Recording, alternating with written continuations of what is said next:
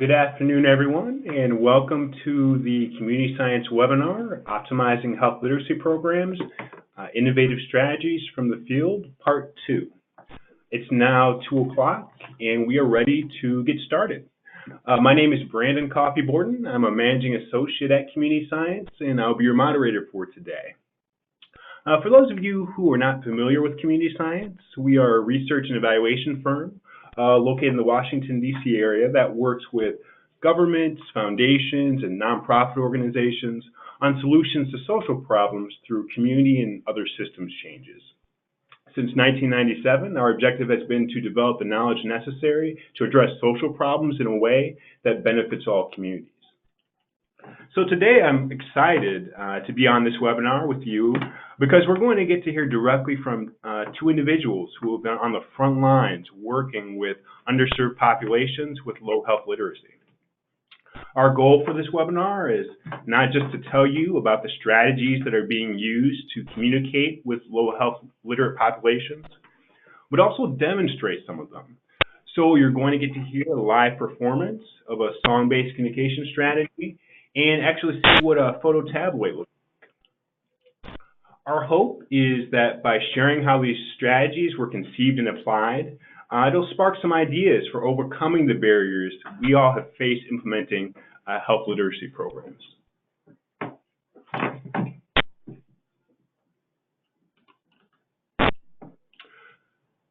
So first, I just want to start by reminding ourselves why health literacy is so important. You probably wouldn't have joined us today if you didn't already know.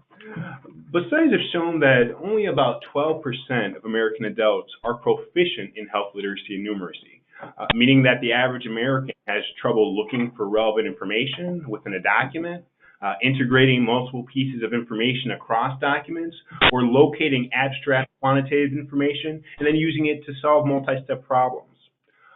Also, rates of health literacy are typically lowest among the most vulnerable populations, including racial and ethnic minorities, non-native English speakers, and those with low socioeconomic status. Low health literacy has also been linked to many poor health outcomes, including short life expectancy. It also contributes to racial and ethnic health disparities. Improving health literacy among not only individuals but communities really does have the potential to be the tide that rises all boats. Focusing interventions on the most vulnerable populations could significantly improve health outcomes for the country at large. There was also a recent report which found that half of U.S. consumers are unable to navigate the complexity of the healthcare system on their own, and that this low level of health system literacy costs the industry an estimated $4.8 billion annually in administrative expenses alone. So today we're very fortunate to be joined by three different presenters. First, we have Ms. Nesli Tapia, she's an outreach worker for the North Carolina Farm Workers Project. Ms. Tapia uses the Popular Education Insurance Utilization Training Program, which helps seasonal farm workers understand how to enroll in health insurance and access needed care. The program shows farm workers who are eligible for health insurance how to sign up for and access services via theater and game-based activities. Ms. Tapia is going to demonstrate a song that she uses to engage with farm workers and convince them to access health services. Second, we'll be hearing from Dr. Everly Macario, who is a public health research and communications consultant.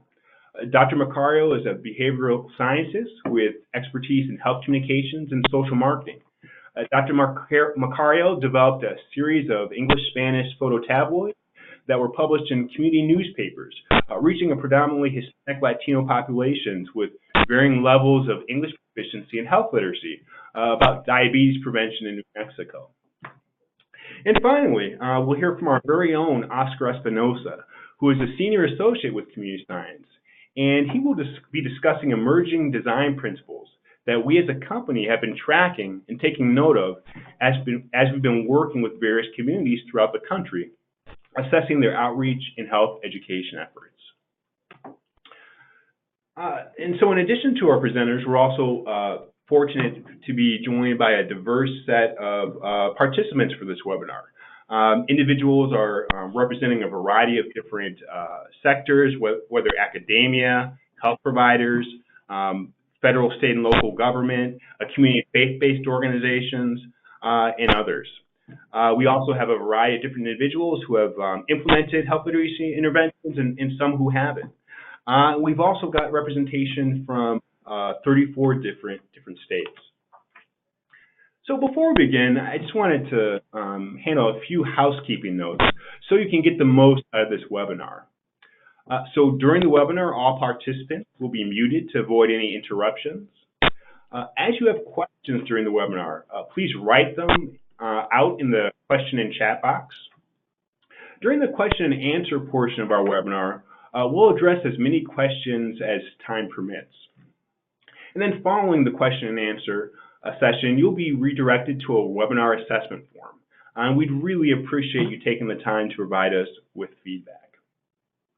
And just one final note before we hear from our first presenter. The strategies that you'll be hearing about today have not been rigorously evaluated as of yet, but they're practical solutions that our presenters have used to overcome significant challenges in the communities where they have implemented their projects.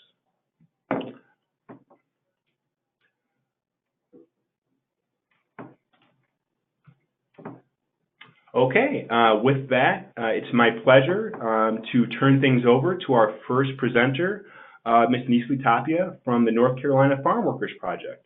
Ms. Tapia. Okay, thank you very much.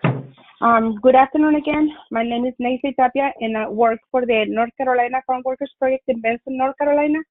I am going to talk to you a little bit about popular education today. Popular education is an approach that understands education as an engaging and transforming process in which concept and learning is based on the practical experience of people and groups themselves. Next slide, please.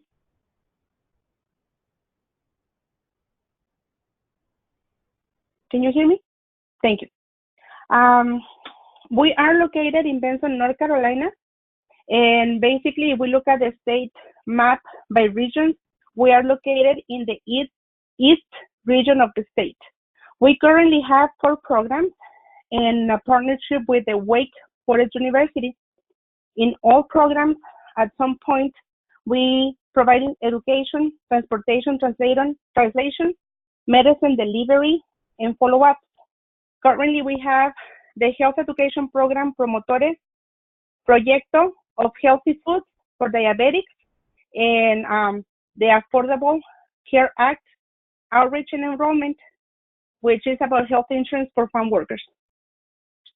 In our programs, we use popular education as a tool to reach our audience, mostly through outreach visits, clinic nights, mobile unit clinics, and enrollment events. Next slide, please.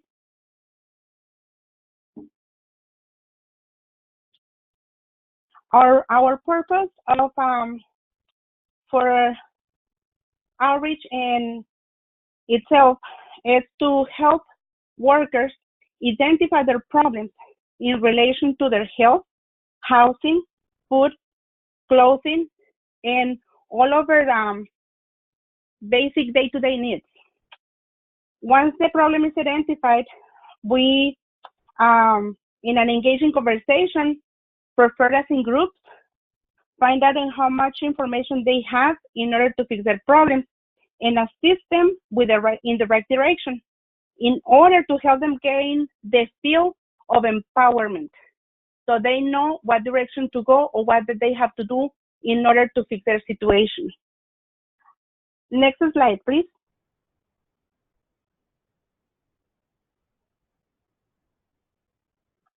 Throughout the years, as we interact with workers, we realized that we have encountered many challenges in the following situations. These are just some of the most common examples. One of them is the schedule, the long hours of work. Unless there is a rainy day or the weather allows it, we must have their visits in the evenings when they get home. We must be aware of their living conditions and situations, as well as their culture background, in order to find a common ground for us to gain their trust and make them feel comfortable. Also, from past experiences, as we provide education and transportation, we realize that just giving them a class setting um, education and handouts wasn't really working, because we still had a higher rate of entabacados, which are individuals with green tobacco sickness. Later, we came to find out that many workers were going out to the field in short sleeves. Some even there to say they had taken off their shirts when it became too hot. Others will say they will go to the fields in sandals, tennis shoes, or barefooted. So as we assess the problem, we came up with the idea on how to make them be aware of their problem and prevent it. So we came up with these crazy ideas of songs and games. Next slide, please.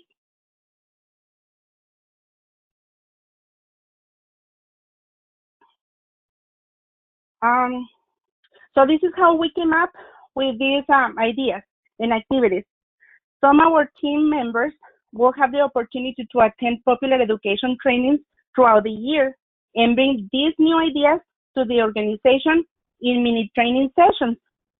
Each season, we sit together as a team and reflect on the previous season.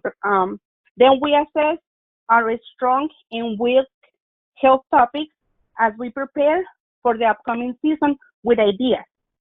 We must be aware of their culture background, because even though we work with mostly Hispanics and in their majority they're from Mexico, they all come from different states in Mexico, so they do have different backgrounds and cultures. So El Tabaco song was right on the spot, because this song, De Colores, is a very popular Mexican song. Every Mexican has listened to it at least once in their lifetime. So the melody is so sticky that people will find themselves humming to it after a while, and it happens all the time. So the cabbage game is an existing game that we adapted from a game that had already existed, and we just make changes to meet any topics as we need. This is a great tool to assess their needs within the group in reference to the topic that we had in discussion at the very moment. In this game, participants can learn from each other. So in another slide, I will give you a brief explanation on how do we make it work. These two are not the only things that we use or activities or in our outreach visits. We also play games and sing during our night clinics, mobile clinics, enrollment events, health fairs. Wherever we meet the farm workers, we just make it work. As a result, we have seen fewer workers visiting the ER due to green tobacco sickness. So here is the famous tobacco song by La Banda del Proyecto. This is the band, the Gang of the Farm Workers Project. So we are going to sing this for you. Next slide, please.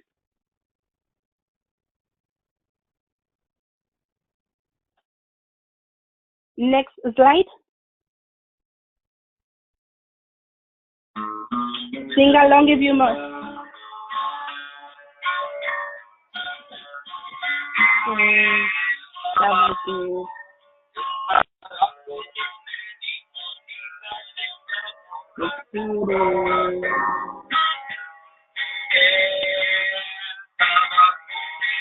El tabaco final en el malo para mi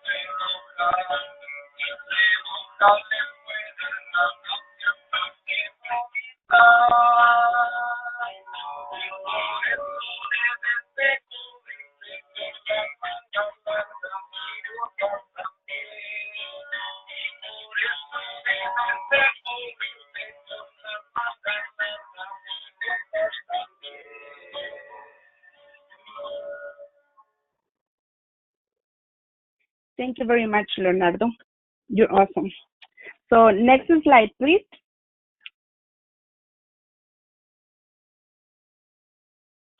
So, el repollo. For those of you who doesn't know how the cabbage game works, we have a brief explanation. First, we have blank sheet of papers where the participants write questions they might have in reference to the topic. When they are shy or unable to read and write, there's always assistance from our team in a discreet way. They also help us identify clients who need further assistance in the future, as in reading the medicine labels and other instructions. We make a layered ball with all the questions. We make a circle when possible, or just explain the rules and start tossing the ball around. This happens in clinical settings like in the waiting room, outreach visits, and so on. The person who catches the ball is to grab the top layer of the ball and read and answer the question. There's never a right or wrong question, because as a group, we are going to discuss the answers and elaborate on that. We all learn from each other. There's always assistance provided when they're shy to read in public. At the end, we ask for volunteers who might want to share with the rest of the group if there's anything new they might have learned at that visit. As a result, during our follow-up visits, we can see the changes they make to prevent green tobacco sickness, but also protecting themselves from pesticides in general, dehydration, heat stress, and other health problems such as diabetes and hypertension. We have seen patients who have been able to control their blood pressure and diabetes by healthy eating and exercise. Also, in many cases, we have seen how workers wash their hands and wash their daily clothes separately, leaving outside their house their work boots, washing their hands before getting into the house, and other small changes that impact their lives. Next slide, please.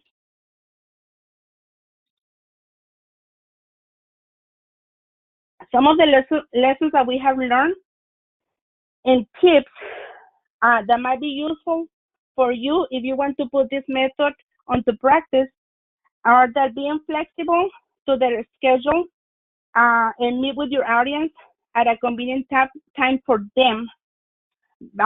Also be aware of their needs, environment, situations, living conditions, and culture background. For an example, talking about green tobacco sickness to a worker who just arrived and doesn't have long sleeve clothes or boots and must go to work in whatever clothes he's got. We are constantly collecting donations of items that might be useful to farm workers and provide them with them when they're available. We also refer them to charity and donation centers when needed. Use your creativity to adapt any interactive games already available. Be a team player and develop strong connections within your organization, local businesses, clinics, schools, churches, and any organizations that might like to get involved with your audience and community. Make a list of resources available and places to refer your clients to. This will give them a sense of power of their situation, the power to fix and find solutions to their own problems. For an example, in our case, we provide them with clinic information where they can make an appointment, find transportation, and translation services if needed. This helps us deliver a strong relationship with workers and gain their trust. If you have any questions or you would like to have more information, you can contact us. Thank you very much.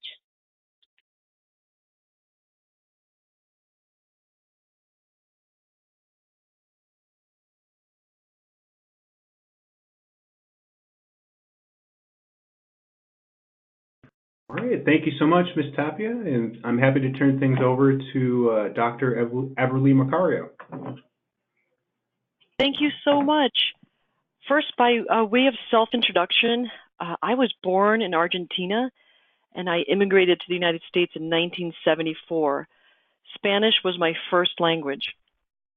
I leveraged my academic training, experience in social marketing campaigns, and bicultural bilingual background to reach not yet served Latinos in the United States. For this presentation, I'm going to be presenting on a health literacy innovation called photo tabloids as a way to reach Latinos in rural areas of New Mexico with pre-diabetes information in both English and Spanish. Next. Let's begin by briefly reviewing a mini history of photonovelas. A photonovela is a story that uses posed photographs, not illustrations, text bubbles with simple text, and dramatic narrative with characters in common everyday situations. Photonovelas started in post-World War II, specifically as photo booklets, where they were first produced in Italy as a byproduct of the film industry. They were pictorial summaries of Hollywood films, and they've evolved into their own unique mediums. To give you an idea of the popularity of photonovelas in Mexico in the 1970s, in 1979, Mexico published 70 million copies per month of photonovelas or historietas. Again, these are graphic novels with illustrations. In the 1970s to the 1980s, photonovelas became a popular cultural communication and entertainment medium here in the United States throughout Latino communities living here. These photonovelas served as a cultural bridge between an often impersonal, unfamiliar, and often alienating environment and the more familiar heritage of readers. Next. The next slide is a sample photonovela published and distributed in 1986. It's just the front cover. I think we skipped the front cover. So the slide that's up now is a sample page inside a 1980s photonovela. So I've got the front cover, an inside page, and I just want you to all note the photos, the photographs of quote-unquote real people. They are not cartoons, and also note the text boxes, very much like you would see in comic books. Next. Fast forward to today, photonovelas are read, discussed, loaned, rented, and resold among family members and neighbors. Why is this important? This is important because 7 in 10 Latinos report obtaining health information through their social networks. This could include family, friends, churches, community groups. Public health professionals use photonovelas as an educational tool. Specifically, educational messages are incorporated into popular entertainment narratives. This includes consciousness raising and dramatic relief. This is a field that's called edutainment, which is the combination of education and entertainment, so education through entertainment. Research has shown that motivation to learn increases when education content relates to personal beliefs and experiences through open-ended stories, sociodramas, and pictures depicting typical health-related situations. Next. This slide shows the front cover of a photonovela that I was part of the team that created it. This photonovela had as its goal to encourage readers to either get or encourage loved ones to get the human papillomavirus or HPV vaccine to prevent cervical cancer in women and genital warts in men, as well as to prevent other cancers. Note that this photonovela includes an English version and a Spanish version back to back. Next. Let's review some demographic statistics. Latinos in the United States comprise of 56.6 million people. And here's a fact that may surprise some of you. There are more Latinos here in the United States compared with some other Spanish-speaking countries. For example, Colombia has 49.8 million people, Spain 46 million, Argentina 45 million. So we have more than all those countries and their Spanish-speaking countries. The Latinos in this country represent 17.6% of the total population. The health challenge that we addressed in our project is the fact that Latinos suffer disproportionately from diabetes and prediabetes. Specifically, 17% of adult Latinos in the United States have diagnosed diabetes, compared with 8% of non-Hispanic white adults. So it's over double the rate. For Mexican Americans in particular, and Mexicans comprise approximately 2/3 of the Latinos in the United States, the rate of diagnosed diabetes jumps to 18.3%. Next. Studies have shown the following related to health literacy. Latinos are more likely than non-Hispanic whites to experience difficulty communicating with their physicians. Spanish-speaking Latinos have more difficulty than whites and African Americans in understanding prescription bottle instructions and written health information obtained from a doctor's office. Health literacy is an issue for the general population, but for Latinos, the issue can be magnified because of a lack of English language proficiency, inadequately translated materials that go from high literacy English to even higher literacy Spanish, trouble accessing healthcare, and other social cultural barriers. Next. Latinos are one of the fastest growing rural populations in the United States. That actually was something surprising to me when I started this project. 3.2 million Latinos live in rural areas, comprising 6.3% of the nation's non-metro inhabitants. New Mexico is in the top 7 states in the United States with the highest concentration of Latinos living in non-metro areas. You may not know this, but most Latinos in New Mexico are not recently arrived immigrants.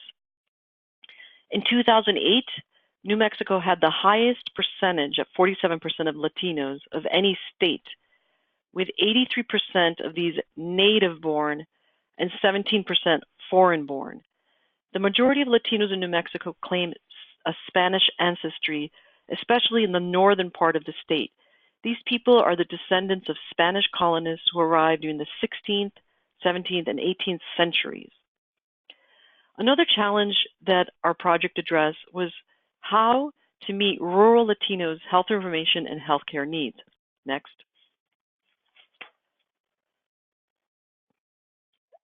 Another important fact to communicate to all of you is that a majority of seniors prefer information in print form to learn about health versus online.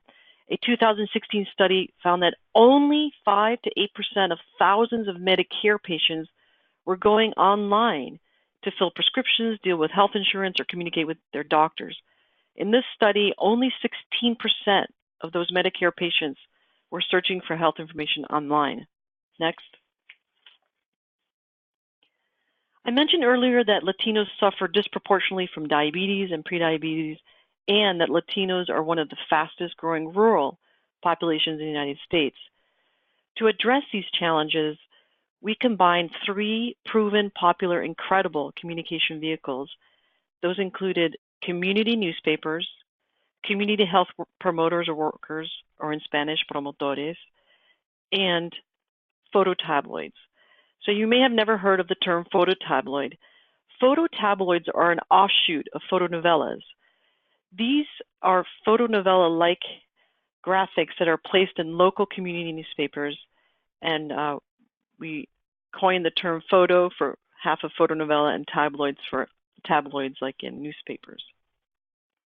Now remember the fact that the overwhelming majority of Latinos in New Mexico are English dominant, hence the importance of developing resources that are bilingual. Next. When developing content for our photo tabloids, we base the content on CDC's National Diabetes Prevention Program. This is a program that has been proven to prevent or delay type 2 diabetes. The goal of our photo tabloids was to motivate Latinos with prediabetes to call for more information on diabetes prevention and/or enroll in a local National Diabetes Prevention Program class. And specifically for our project, these were classes sponsored by the New Mexico Department of Health. We tested this intervention in 3 areas in New Mexico, including Albuquerque, Española, and Sunland Park. We don't have time to discuss this study today. I'm going to be focusing on the phototabloid development process. Next.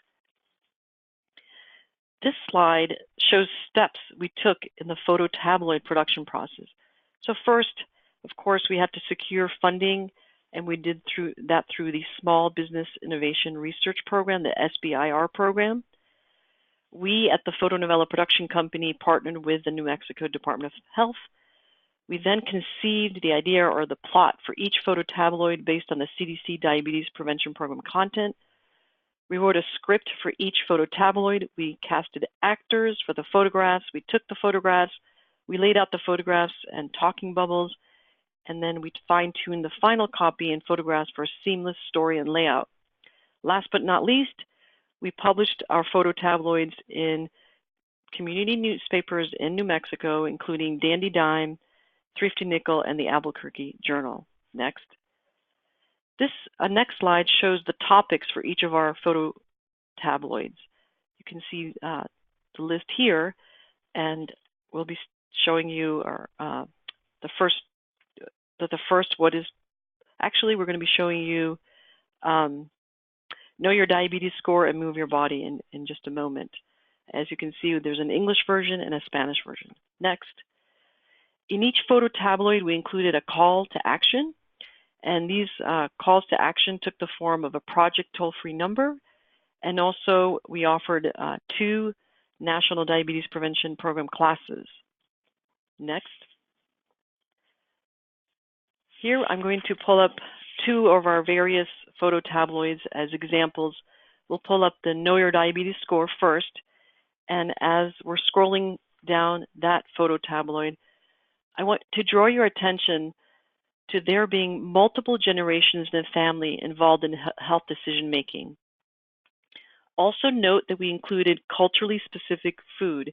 In this particular phototabloid, we included empanadas. At the bottom of the phototabloid, you'll see that we included an authority figure, specifically a doctor wearing a white coat with a stethoscope giving medical advice. Also note that we have in this phototabloid an interactive activity, which is a prediabetes quiz to assess the reader's own risk for prediabetes. And also please note the clear action step or call to action, which was a phone number to call, that 1-888 number. Let's turn to the other example of the phototabloids. This one, the title is Move Your Body. And if you wouldn't mind paying attention to what both of these phototabloids have with respect to audience-specific elements. And because we were targeting older Latinos, we included a large font size. And also please note the elements including bright colors and a unique format to grab readers' attention. For all of our phototabloids, we addressed fatalism, and that's the belief that we don't have control of our own destinies.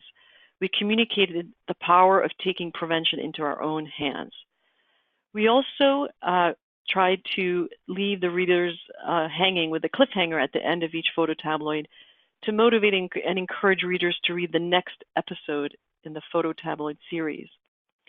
Again, each phototabloid was available in English and Spanish, side by side, no Spanglish, just one side is all English, one side is all Spanish. And once again, remember that some of our New Mexico Latinos have ancestry as of 300 to 400 years ago, so they tend to be English dominant. So we'll go on to our challenges. The next slide.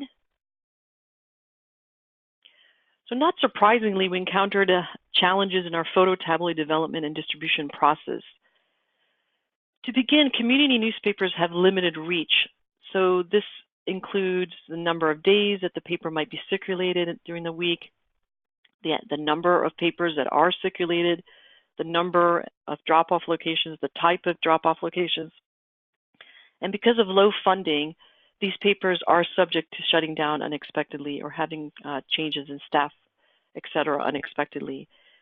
Also, community newspapers have their own formatting requirements, so one layout may not fit all requirements. Tailoring artwork to fit different newspapers' needs adds costs. Partners that commit early on may drop out once the project is either funded or is ready to go into the field. Transportation and time of day to and from, in our case, the National Diabetes Prevention Program classes, can be a barrier to potential participants participating. So for us, because we were reaching out to older Latinos, many of them told us that they were uncomfortable driving their cars at night when it was dark, which is when we originally were scheduling our classes. For the call to action, we were really rallying folks to try to register for the NDPP program class. And we did learn that this program that we offered is quite intensive for folks. Folks have to meet once a week for an hour each time. And this is a class that meets between 6 and 12 months. So it's very time intensive and also labor intensive. Folks have to fill out daily food logs. So it was challenging for participants to sustain this level of participation. Also, the physical activity expectations of this program are challenging for participants to achieve. Next. And finally, tips or lessons learned to take home. We really recommend using culturally appropriate elements, and I pointed to the use of multiple generations, given that Latinos interact across generations together. Latinos defer to authority figures. That's why we included the doctor. And also we include culturally specific foods across the different photo tabloids, and there are different foods in each photo tabloid. Again, the importance of developing photo tabloids in both English and Spanish, considering specific target audience elements, and I mentioned that larger font size for the older Latinos, and using attention-grabbing elements. So having an insert in a newspaper or having the photo tabloid be part of the actual community newspaper in very bright colors certainly caught folks' attention there. Next. More tips. Focus on one topic at a time. That means focusing on a single message per photo tabloid, with each building on each other over time. Keep the audience engaged over time. So like I said earlier, we published a series of issues with a cliffhanger at the end of each to motivate the reader to look for the next one. So each episode or story built on the previous, but also could be understood as a standalone story if someone just caught one and not the others. Include interactive activities.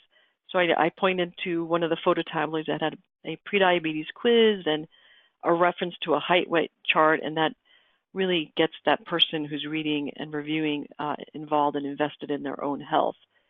Include clear action steps. We included that toll-free number to call, and we also included an action or service that the caller could sign up for if they wanted to pursue more. And we do recommend offering an action or service that isn't overwhelming for folks. So in our case, the National Diabetes Prevention Program class, for many, seemed to be too much of a commitment. Use local expertise. We, of course, partnered with the Department of the New Mexico Department of Health and the various community newspapers that enjoy that trust in their local communities. And we also recommend developing a memoranda of understanding with partners before the project launch, so they have that commitment from the beginning through the end of the project. And finally, disseminate via existing community trusted vehicles, and those, of course, were the community newspapers. And we also engaged the support of local promotores who help to distribute newspapers in their own neighborhoods, and also were trained to talk about this topic as they delivered the community newspapers with the photo tabloids in them. Thank you very much.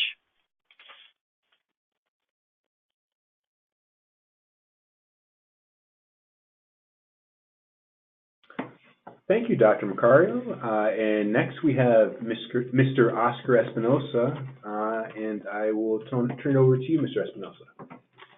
All right. Thank you, Brandon, and thanks everybody for sticking with us even through the technical difficulties. But thanks again to our presenters. Great job. My name is Oscar Espinosa. I'm a senior associate here at Community Science. And what I wanted to talk about is our collective experience that we've been acquiring over the last 5 years as we have been working in partnership with many communities who are doing place-based work in underserved communities throughout the country. And along the way, we've been hearing both about the great work that they do, like you've heard with Dr. Macario and Ms. Tapia, the commitment and passion that they bring to their work. And they've been very open with us about, their trials and tribulations, their reflections on their work, and especially about the practical solutions that they've had to develop along the way, which were developed mostly out of need, many times under extreme pressure and time limits in order to make their programs work. So our intent here today is to share these innovations through this series of webinars so that they spark ideas for adaptation and scale up for these solutions and strategies so that ultimately they can optimize health literacy and really other types of interventions. So today we heard the song by Ms. Tapia's team, and it was developed in order to get through to a very specific group about a very specific health precaution that they need to take, and so that they stay healthy out in the fields. And her strategy goes well beyond giving them a simple pamphlet or telling them what to do to protect themselves one-on-one. The song was part of their culture with a high likelihood that they had heard it in a number of times throughout their lives, so it was already familiar and probably conjured up memories of childhood, which it did to me as a native-born Mexican. And so the selection of this particular song made it relatable, and as you heard, led to actual behavior change, which is ultimately what we all want our interventions to achieve. So you also heard from Dr. Macario and how she was able to evolve the fotonovela so she could reach a geographically inaccessible population. So today I wanted to share our collection of challenges and strategies that we've been documenting through our conversations with our partners. Next slide, please. So here we have implementation challenges that are organized in 4 specific domains, including access, comprehension, communication, and uptake. These challenges can include the difficulty of gaining access to the population of interest due to issues of trust or geographic isolation, like in Dr. Macario's experience, needing to develop key health messages that are understood by the target population so that they are culturally relevant, and developing training materials for individuals with low literacy and limited English proficiency, and challenges with uptake of the information. So participants' ability to actually use or apply the information to improve health outcomes. So the next few slides are composed of various strategies that our partners have implemented throughout the years. And I won't be able to go over all of them, but I'll mention a few highlights. So first, we have the challenge of needing to develop age-appropriate content and deliver that content in a manner that is consistent with the target audience. Our partners have developed coloring books for children to reinforce hygiene skills, for example. In other instances, we've seen card games for the elderly so that they can reinforce healthy eating habits that were presented to them. Next slide.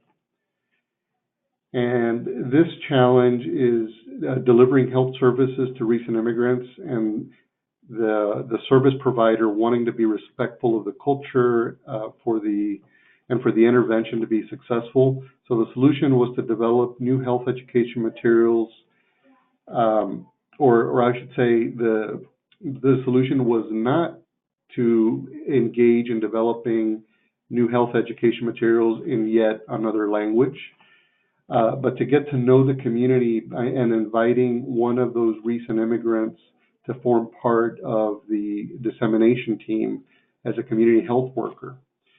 They were then tasked with recommending sites where to convene dissemination activities, to translate documents, and to help develop recruitment strategies.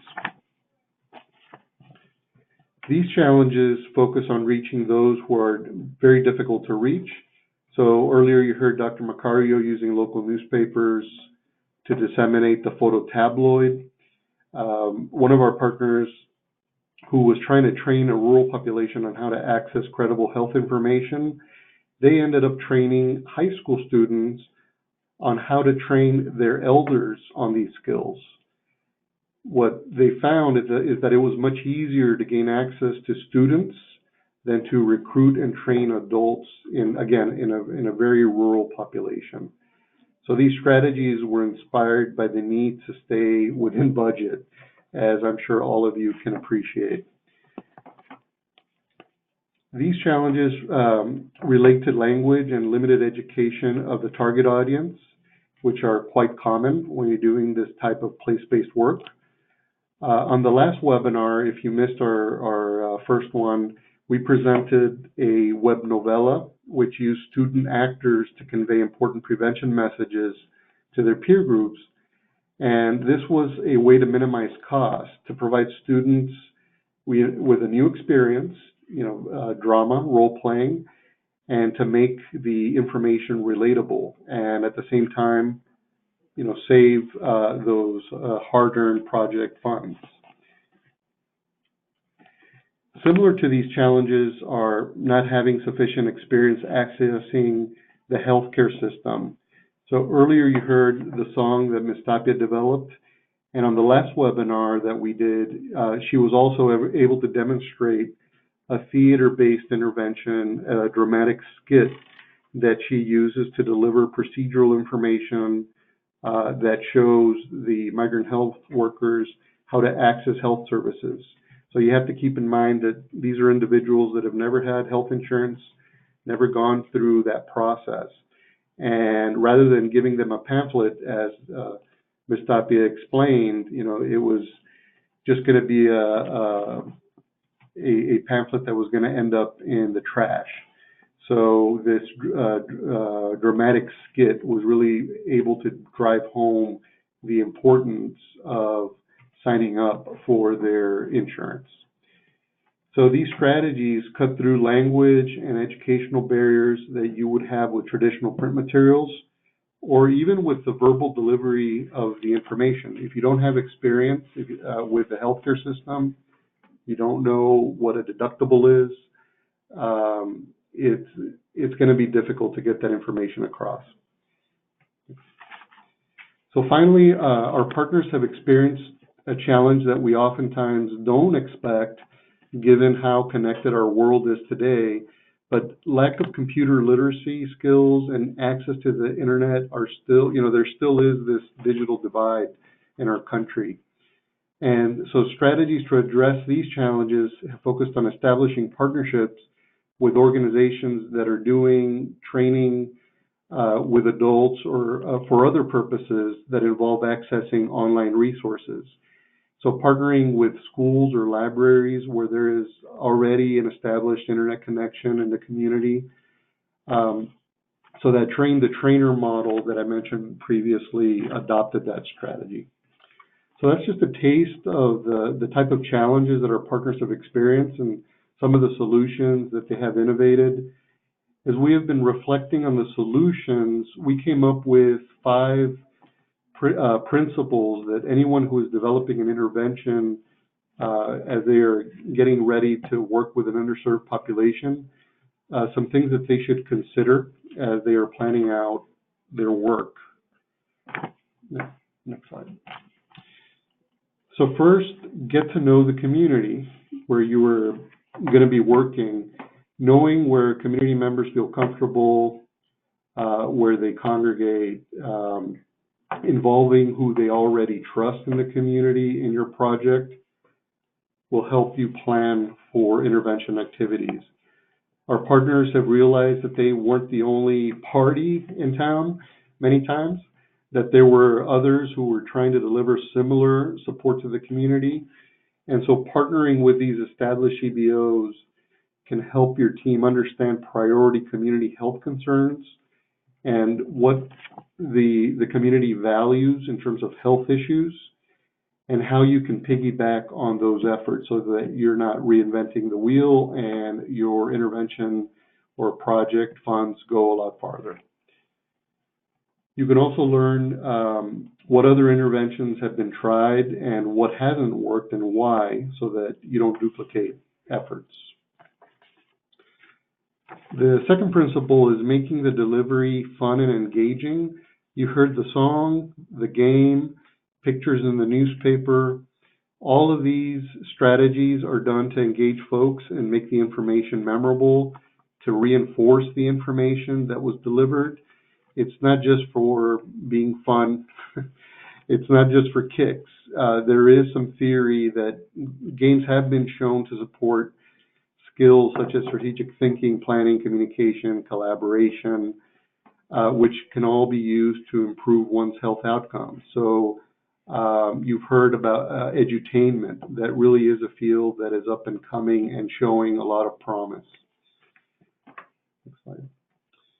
The third principle is thinking beyond language in cultural competence.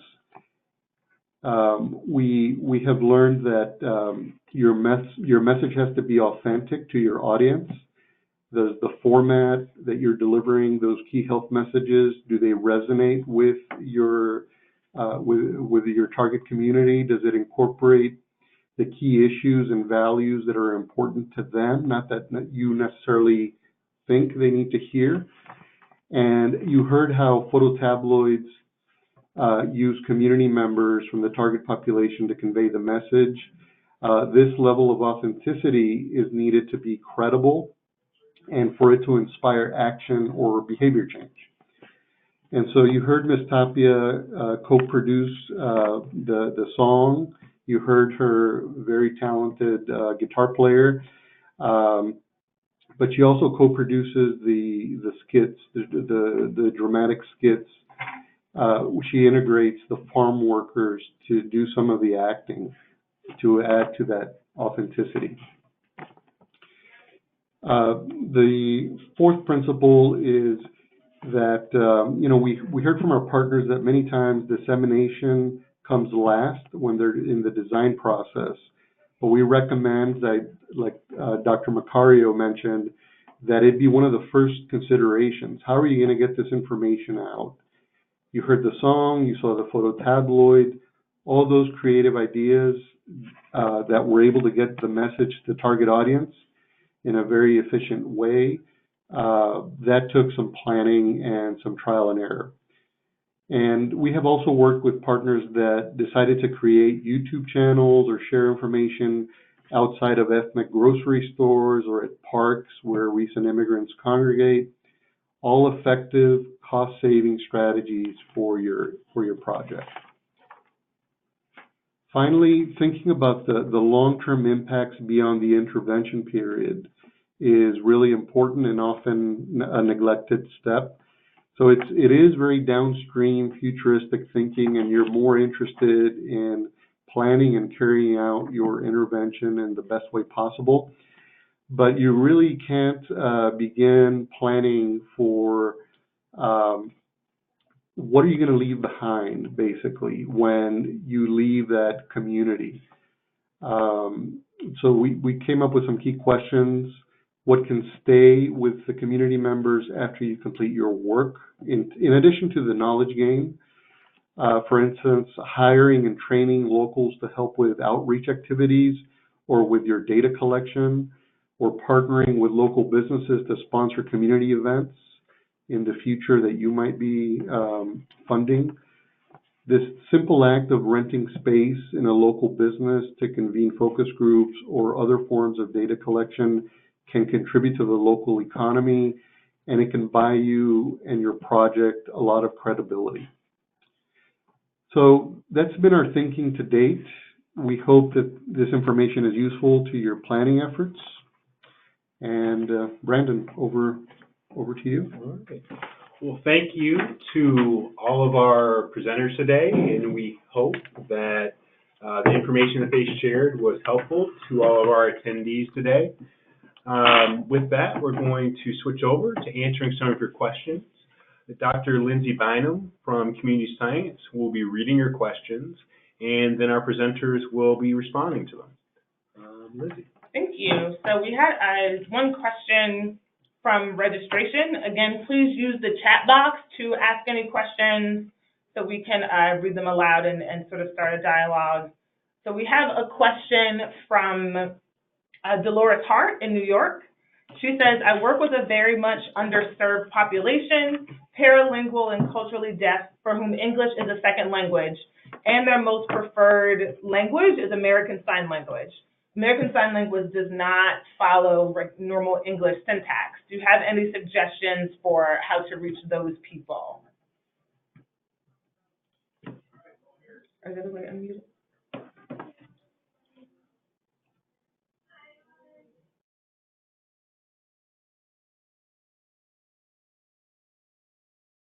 Or reaching the deaf community from the presenters?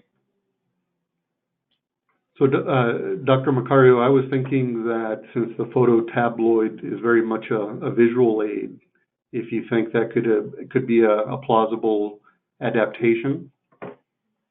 You know, so thanks for that excellent question.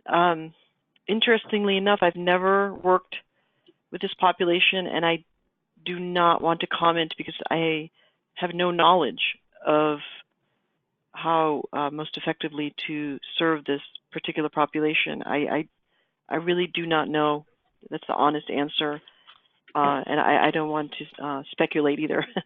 But I would be so excited to learn and be part of any project that attempts to do that and to learn what would be effective. I just simply don't know.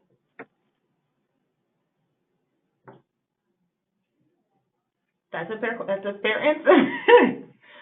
We have another. Did Oscar or Ms. Tapia want to weigh in on that question? I haven't had any experience with this type of population. I'm sorry. For those of you who do work with the hearing impaired community, it would just be so helpful to get your work out there for all of us to learn about and build on. So I look forward to hearing what you develop from this. We have another question from Chelsea Dade, and this is for Dr. Macario. Have you seen any research on the use of photo tabloids in African American communities? I have not. I would love to, but yeah. So there's a gap that you can. The person who wrote the question can try to work in that area. But no, I do not know of any research where photo tabloids have been used to reach African Americans. And I believe when we started this project, we had never heard of anybody else using photo tabloids, period. So I don't even know of other teams that have used photo tabloids for reaching Latinos either. So it's a very, very new product, I would say. But that opens up the way for new and brilliant ways to build on this.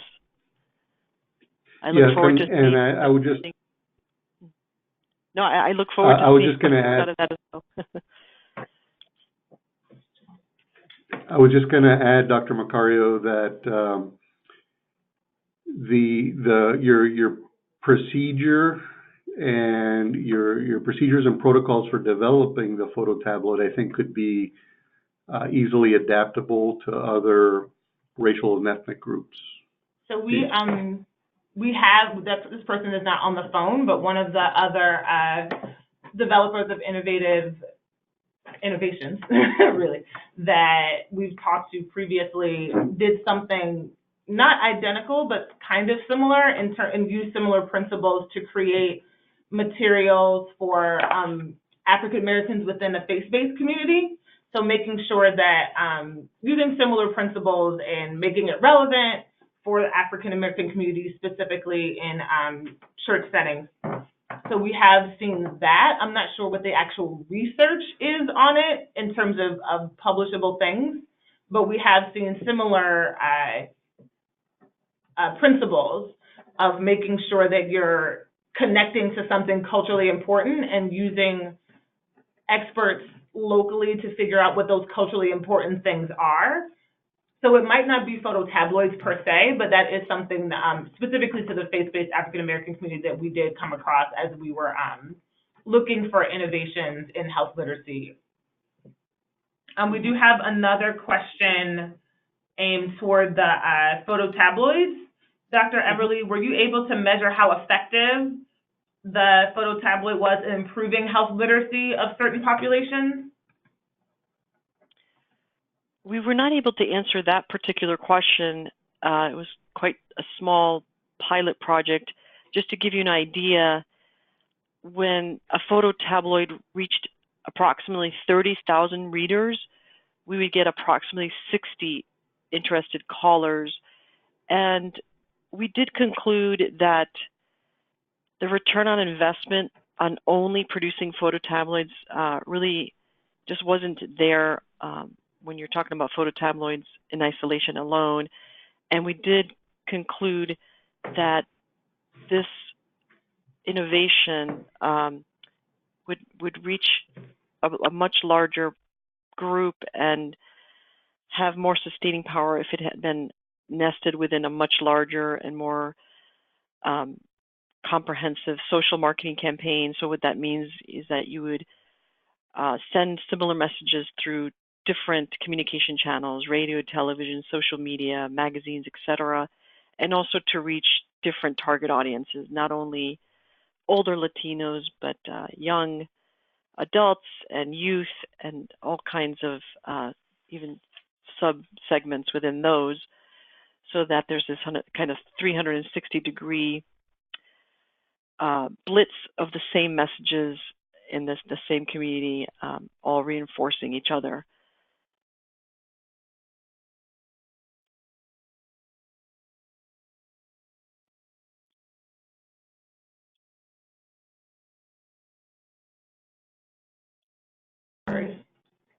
Sorry about that. I was muted in that moment. I'm going to go ahead and unmute Dolores Hart. She made a really important comment, I think, that for the ASL community. So,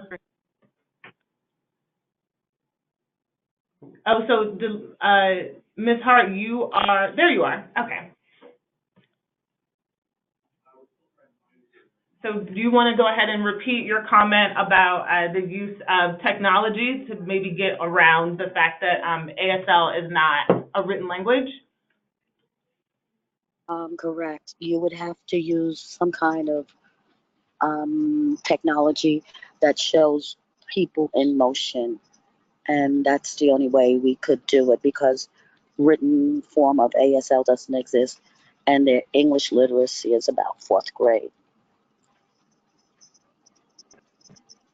I think that's a really interesting and important point. Yes.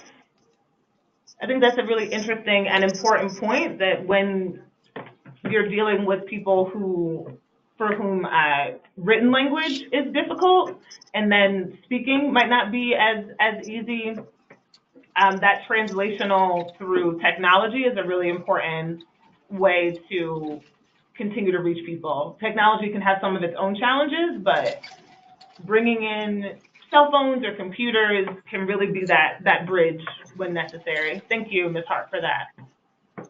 Thank you. We have another question about evaluation from Patricia Canessa. Excuse me if I said your name incorrectly.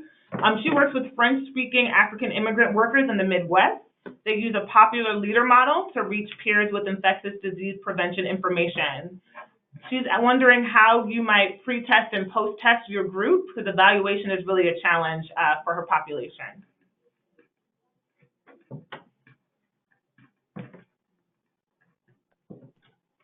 So this is Everly Macario. So, the classic way to conduct a pre-post test is to administer a baseline survey before any intervention, and then you implement your intervention, and then when the intervention is over, then you administer that same survey, and then you see what changes in terms of the findings you observe between the pre and the post.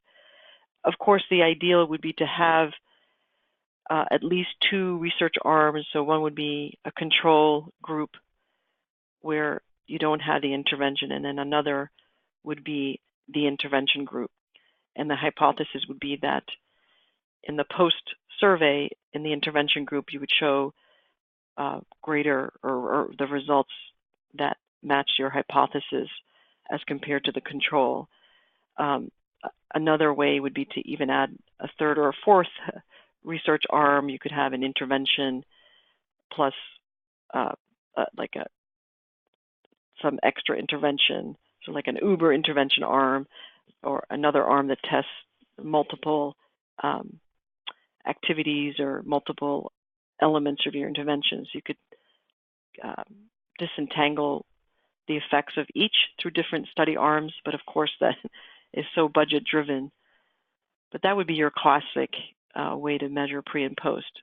You would have to have a control group and an intervention group, administer the same surveys in both groups at the baseline, 0.0, and then whatever the end mark time upon the completion of your intervention, maybe 6 months, 1 year.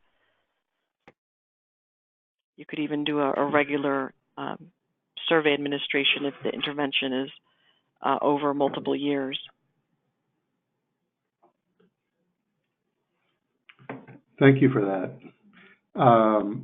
Dr. Macario. I just wanted to add that what we have learned is when you have these types of interventions, that what is most precious is people's time, and you want to get them the most.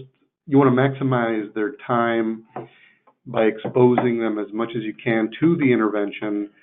And so respondent burden has always been a primary concern of ours when we do our pre-post. So what we came up with is a rapid retrospective pre-post instrument that can be administered right after one of your intervention's components, and you ask the individual what was your level of knowledge before you were given this information, and what is your level of knowledge after the intervention, the information was presented to them, and most importantly, asking about their intent.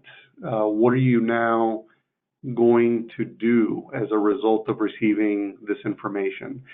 And so by working with a lot of community members, I think we started that instrument with 15 items, and it was when we did our pilot testing with community members, it was rejected very quickly. We ended up with a 10-item questionnaire, and half of it is pre, and the other half is post. So that's something that you might want to look for and try. I just cannot remember the name of the researcher that developed that we adapted that from. But if I could follow up with you directly with that citation. And if we're right at 3:15, and we want to be respectful of everyone's time. Thank everyone so much for joining us. We will be sending out the recording and the slides to all the registrants. So thank everyone so much. Hope you learned something and keep in touch. Yeah, sure. I just wanted to add, as Lindsay mentioned, we'll be sending out a recording of the webinar, and we'll also be sending out a document that we produced that describes the emerging design principles that Oscar noted. And if you have questions about those resources, please reach out to Oscar directly. And then finally, after the session, you'll receive a link to a brief webinar assessment questionnaire, and we do urge you to please complete it. It's important for us to know about your experience during today's webinar, so please take a few minutes to complete it.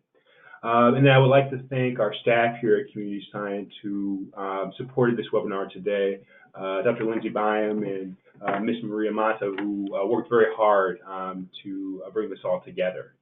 And with that, again, thank you for participating. Our contact information is up on the screen, so feel free to reach out to us, and we hope you enjoy the remainder of your day.